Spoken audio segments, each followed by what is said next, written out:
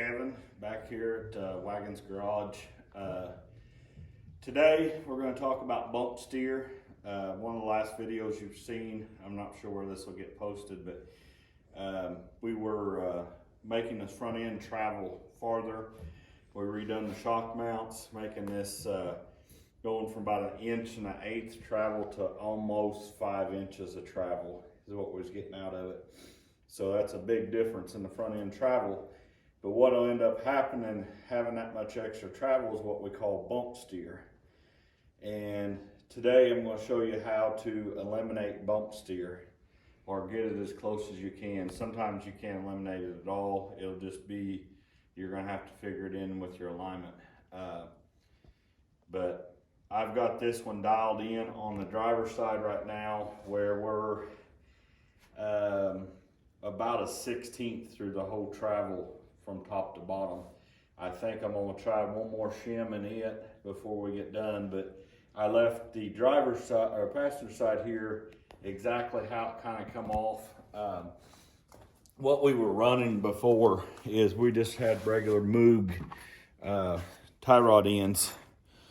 Them were just right on the end of the rack and a jam nut there, and we just adjust in and out whatever we needed.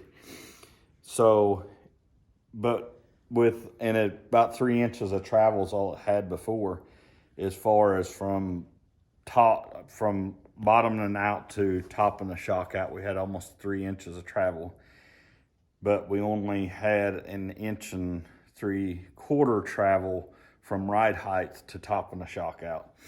But we took these off, and what we bought was a QA1 set of Mustang bump steer kit.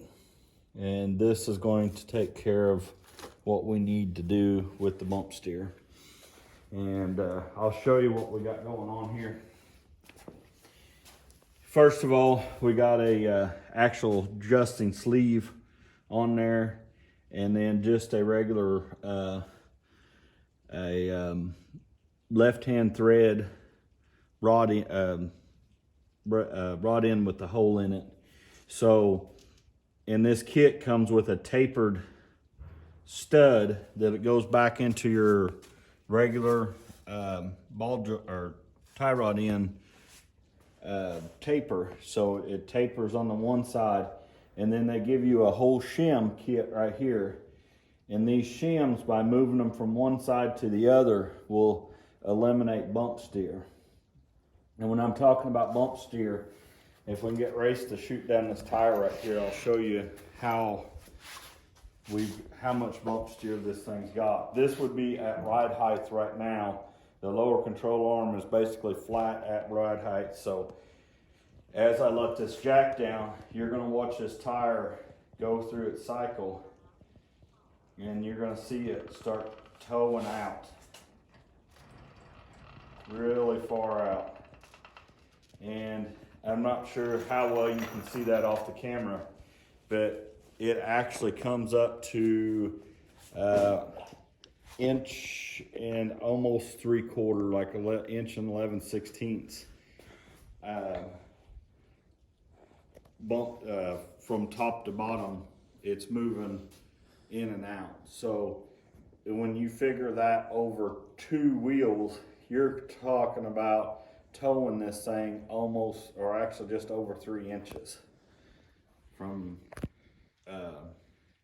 full travel. So you can definitely not drive the car that way. It's going to drive all over the track. It's not going to drive good going down the road, even hitting a bump. So what we done over here on the driver's side, this is pretty much locked down. Like I said, I may put a real thin shim underneath there, but we ended up putting 3 shims right here. And by doing that, if Race will get down here and show you the camera, you'll see how much straighter the outer tie rod is with the lower control arm. And we'll go over to the passenger side to get that reference there too. And you're going to see a big difference in between one to the other. And what you're doing is just changing the complete geometry from one to the other. So by shimming that down, now the lower control arm is moving in the same radius as your tie rod ends and your outer steering ends. So everything's working together, trying to keep this straight up and down. So right now this would be at full extension on the driver's side here.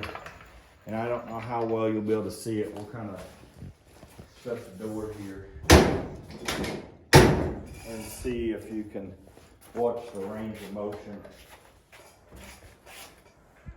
How much straighter this one's staying. And that should be real close to ride height there. So if the steering wheel stayed straight, you'll see it on camera. Yes, steering wheel's still straight. That you should not even be able to see a difference with your eye, how close that one is from top to bottom.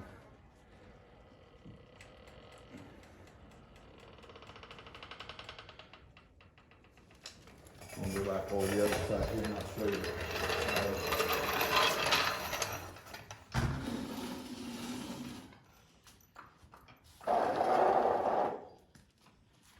And you can watch this thing right here. Just as soon as I start jacking on it, you can watch that tire start moving a lot. And that's not good trying to drive this thing on the racetrack. And that's real close right there. But that'll show you how much that bump steer is moving the car. So by basically just moving the tie rod ends down or up, you can eliminate your bump steer. So that's pretty much most of everything for this video.